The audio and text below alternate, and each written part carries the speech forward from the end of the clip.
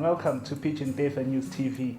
My name is Tato Schone and we are at the home and the lofts of Billy Kitchenbrand. And in a few moments, we'll get an interview with him. We'll get to know his race programs and the ultimate tips that he has for a startup fancier or a fancier who's been long into the pigeon racing sport. Don't go anywhere. Stay tuned.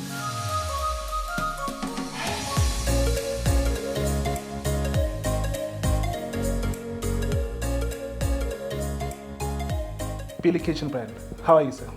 Not too fine. Thank you for coming to my home tonight. And I think on behalf of all the fanciers, we appreciate what the Duiwe News is doing for our sport.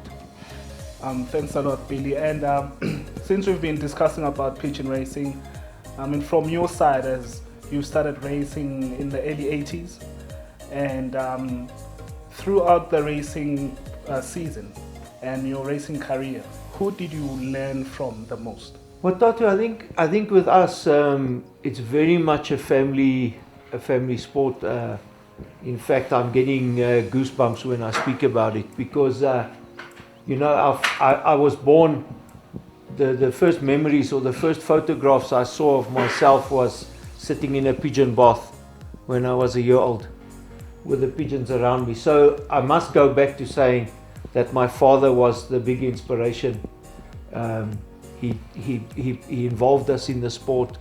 He brought us in with him in the sport, and he always said that pigeon racing is the one sport where your whole family can be involved. And I think that was our inspiration. You know, he was a fantastic pigeon fancier, and he was a mentor to us. And he always said, I'll never forget one day someone asked him, he said, "Uncle Bill, how many pigeon races did you win in your life?" And my father said, "I think I won 500. And he said, 500 wins? My father said, "Yes, but 4,500 times I shook somebody else's hand." And I think that was my big inspiration. When you look back, what's the moment that you're most proud of throughout your career? I think for me, I had one or two really proud moments, but I think the one that it's like scoring your first goal. I think the first one for me was in 1997, racing on my own, in my own loft in Pretoria. I managed to win the Pretoria Union averages, and I won the single bird and the all bird averages in Pretoria. So your first victory where you fly against some of the top fanciers in the country, that to me was really my moment that I enjoyed, to say you've managed the whole season, because it's not just one race, as you know, it's a whole lot of races, and after 20 weeks to come out on top, that was really something special for me. And during those days, I mean, you telling us about in the 90s, and how many fences were there at the time? You know that I think it's a sore point for everybody at the moment, and I think it's not just our sport, but I think it's most sports at the moment. You know, in the early 80s, when I was a young man with my father, and that I mean the union, the GPU, was close to 1,000 members. You know, Pretoria and them were 400-500 members. You know, the TRPF, and it was amazing. I mean, the clubs were full, 20-30 members per club. You know, we've really lost a lot of our old fanciers. You know, and I think that's something that is very close to my heart. Is trying to get us to inspire young people, and that's the mechanisms we need to find between us, is how to get the young people to join pigeon racing and to become involved. Yeah, and you know, as you're talking about how to inspire young people, it gets me to asking you about your objectives, like for this year. What are your objectives for 2021, 2022? Look, I think in my case, I had a bit of a setback last year and even the year before. The year before, I still managed to win the club averages, and I ended up had the best. I won the union averages in the old birds, but I had a bit of a problem with my heart.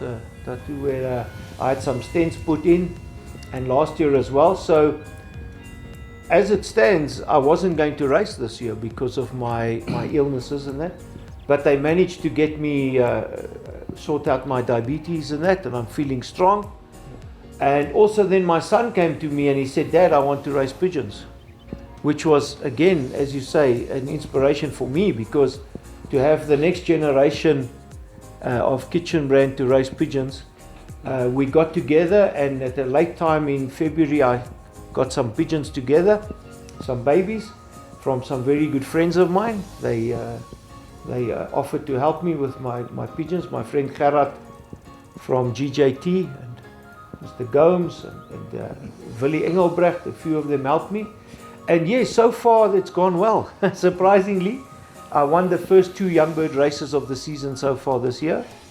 And so where my goals were just to enjoy it this year with my son and to come back, you know, that spirit of winning and that competitiveness is always within me. So I think if I can this year, end up possibly in the top couple in the union, I'll be very happy, and I'll be blessed with the young pigeons I've got. But going forward for next year, I want to be right on top again. Who do you think will be the big surprise? I mean, in training, both club level and one loft racing. Well, I think at club and union level, I think there are very competitive guys. You know, I think there are a few that are really putting up their hands. It's difficult because you don't know what happens in his loft. But you know, I think when you talk about individual fanciers, there are a couple every year that do well. You know, in the union, the last couple of years, we've had Mr. Gijslo flying well.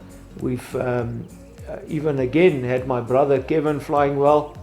Andre Small. There's a couple of guys every year that put their hands up. There's some young guys. There's a chappie Tyron Barnard that's coming up nicely. One loft racing, I think, is a speciality. It's pigeons that you've got to select very carefully. And again, I think the South African fanciers are starting to find their way. You know, I know I've always been rooting for my friend Samuel Lofts. You know, he's very dear to my heart. And again, Mr. Yuri Arvi has done well, and he's inspired people to come to the front. Webster. So I think one loft racing is becoming a very healthy means of getting us to express our sport, you know, and I'm looking forward to it. I've got a few in myself here and there, so don't count me out, Tom. No, you know, imagine you are now part of the executive, or you had to control the pigeon sport. What changes would you come with? Tom, I think there's, I think our sport is set in its ways, and I think our ways are good, but I think the big differences for me is our sport has become what I call an old man sport. And I think we're not looking after our pensioners enough. I think we need to give our pensioners a fair chance to raise pigeons. Whether that is by trying to get in some sponsorships or trying to make it easier in terms of how many pigeons they can raise. But I think our pensioners we need to look after, because at the end of the day, they're the heart of our sport. That's how our sport started, and those are the people that we look up to, you know. On the younger side, you know, we have a problem with television and with games and all of this type of thing, and I think, you know, we need to get to the schools, we need to get to younger guys, and to just show them, you know, once they're holding a little baby and there's a young pigeon going to start racing, I think we need to try and maybe start a tutorship where one fancier tries to take 1 or 2 children, where they come and visit him on weekends and spend time in his loft. I think we need to share a lot more, and I think that's one thing we still tend to keep our secrets to ourselves, you know. And I think even between fanciers, I think we need to share more. You know, if a pigeon is not healthy, you know, give the guy advice, race against the best pigeons, and let the pigeons do the work and let them make you happy. So I think there are a few changes that we need to do, but I think our board is trying hard, and we hope that with inspiration from younger guys, we can change this in the future. Well, what's the biggest mistake have you done that probably costed you, winning a bigger race or even winning a club? Yeah, I think I hear what you're saying. Yeah, I often have a saying. I try and mentor a few people, and I try and help a few of my friends. And the one thing I often say is there's an Afrikaans word where we say te. In other words, what we say is te veel or te min, too much or too little. And I think sometimes you try and the pigeons are already healthy. They're the best genetics that you can put together, and sometimes you just try too much. So you will give them one extra exercise, or you might put a half a teaspoon of something extra in the water, for breathing or something which wasn't necessary, So I think sometimes just that little bit too much sometimes puts you back. Rather let it happen by itself than to try and force it. I think sometimes that's been my mistake. And the saying goes, or rather the slogan goes, the pigeon sport, the family sport. What's your take on this? Yeah, I think that, as I say, my dad always taught us. He said, guys, your pigeons, your family goes with. If you go to visit another family, a pigeon fancier, your family must be able to go with. And when you are at home, you must be able to open your home to other fanciers. So I've always been very lucky. I haven't forced it on I've got 3 sons. I've never forced it on them, but they always, Dad, how are you doing? Where are you? What's happening? And my wife has always supported me as well. I think if I can sort of, the day we met, and I think most fanciers will enjoy this when I say to them, the day I met my wife, I said to her, Lovey, I've got a dog, a staffy, and I've got my pigeons. So if you want to marry me, you need to marry my pigeons, and my dog is here as well. And I think, my wife has always been there to support me, And the thing about pigeon racing, because it's at home, you can sit together, you can start a fire, you can have a braai, you can invite friends, and even just if you don't invite friends, your wife can be there, and you can sit and watch pigeons coming out of the sky. It's the most unbelievable sport. There's nothing like it when they land and they look at you and they tell you, we've done our best and we're at home. And I think my wife loves that. The once or twice I have threatened and said, I'm finished, she's the one who says, don't do anything. Again, just sit back and wait. It will go away. Everything will be okay. What's your ultimate tip that you'd give to any fancier out there, starting or years in the sport? I've got a little say. I've had it for years, and I try and share it with people. And it's a little five-finger tip. And number one, I always say to the guys, and it's out of my personal experience, things that have happened to me. Number one is the pigeon loft. The loft, the ventilation, and you must be able to sleep in your loft type of scenario. You must be able to breathe. It must be so your loft to me is always the most important.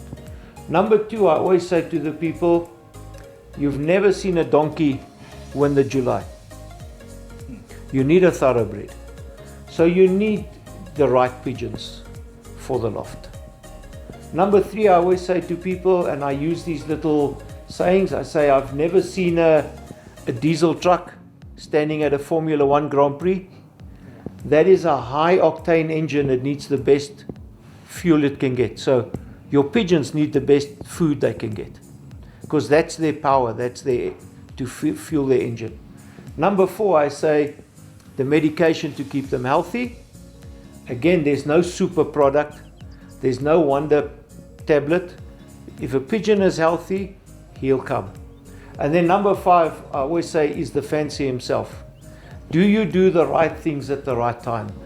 Do you exercise them correctly? Do you feed them correctly? Do you give them the right medications? Do you do paramixo, for example, at the right time? And I'll never forget, again, bringing my wife into it. I was in Pretoria, we were newly married, and she said to me the afternoon, she said, aren't you taking your pigeons out this afternoon? It was a Sunday afternoon. And I said to her, no, lovey, it's Sunday. Come and spend some time on the bed here with me. And she said to me, and what is your opposition doing now? Andre Kalse was his name. And I thought, oh, she walked out. 5 minutes later, tack is on, in the loft, catch my pigeons. And when I got to Olifantsfontein, who was sitting there? Andre Kalse. So typically the following weekend, he could have beaten me. And the first thing I say is, what did he do? He didn't do anything. He put in 110%, and I was only putting in 90%. So that was also, those are my 5 tips that and I say to guys, if you can have a good loft, the right pigeons in them, the right food, medication to keep them healthy, and then what you do. It will be a secret to any success. You can't go wrong. And in terms of your loft now, what are the bloodlines that are most precious to you in your loft throughout your career? I know you've got quite a few, but what do you mostly specialize in? Which bloodline that you know this is yours, and also for which kind of race do you kind of like specialize in terms of long distance? Do you have long distance breeds, or shorter, or middle? Which race do you mostly specialize in? I think what I've always tried to do, I love breeding. I love breeding pigeons. So I've always tried to find a bloodline or new bloodlines to bring in. I think if you stay with one family all the time, you can stagnate. So you need to bring in. If you look at I almost want to call them the American stallions, the horses. They crossed. They bred hard, you know. And I think if you look at some of our cattle in our country, they bred for our country, if you know what I'm saying. So what I've always tried to do with pigeons is to cross them, to get that toughness in them. In my loft, we've got a family which originates from, and you'll know with pigeons, we tend to give them names. So we've got a pigeon called the Mortimer cock, and his bloodline and genes have carried through our loft. What I've successfully done the last few years, I've brought in a family from a gentleman in Belgium called Gaston van der Wouwer. And again, it's a bloodline called the Kaasboer bloodline, which have been extremely successful for me, and they've crossed extremely well. I was very fortunate to meet Gaston. What a gentleman, and again, so eager to share his knowledge with me and to tell me what I must look for and see, and it was absolutely wonderful. And then most recently now I've brought in the Gearings, also from a young chap in Belgium, Bart Gearings, a super young fancier, and already carrying sort of legendary status in Belgium, you know, where his pigeons have done well all over the world. So I really think the Kaasboer with my Mortimers have done super well, and now the Gearings. In terms of distances, you know, I think pigeons sort of, to say you've got a short distance pigeon or a middle distance or a long distance, I think you can weigh it up also by the way you prepare the pigeons. And I think feeding and training and methods like that can make a pigeon fly better on the shorts or the middles or the longs. So I don't really have, I'd like to think I don't have one family that only races shorts. I think the Kaasboer and the Mortimers have shown us over the years they can race from race number 1 right through to the end. And I think with the season being 20 weeks and with you constantly having to be in front to be the champion, you need a family that can fly from the beginning right to the end. So in my case, I think that's what I've managed to do over the years, is to build a family that he can win race 1, but he can also win, so from 280 kilometers he can win, and he can win on 750. Thanks a lot for sharing those news with us, Billy, and thanks a lot for joining us on today's show. And we hope you the best for your races. Thank you very much, Tata, and thank you for having me on the show, and thank you for taking this further. And we really need this inspiration from you and the time you make to share with fanciers, and I hope from our side that we can inspire your team to see more of us, and that we can take our sport forward, because at the end of the day it's for the love of pigeons. There you have it from the man himself. Thanks a lot for watching. Don't forget to like, share and subscribe to our TV channel, Pigeon Duiwe News. And until next time, I'm Tato Schone. Stay tuned.